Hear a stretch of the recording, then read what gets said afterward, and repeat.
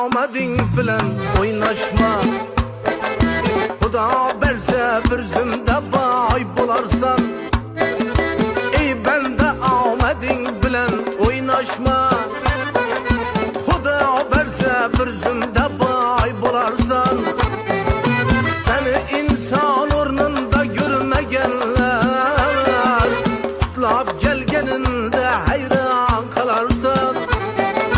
Seni odam o'rnida ko'rmaganlar tabriklaganingda hayron qolarsan. Boshingga ish tushsa qo'lin tortarlar, yo'q yerlardan bir aybingni toparlar. Boshingga ish tushsa qo'lin tortarlar, yo'q yerlardan bir aybingni toparlar. Xizmatingda yurganlagan bardorlar sotib ketganingda hayron qolarsan. Xizmatingda yurganlagan bardorlar sotib ketganingda hayron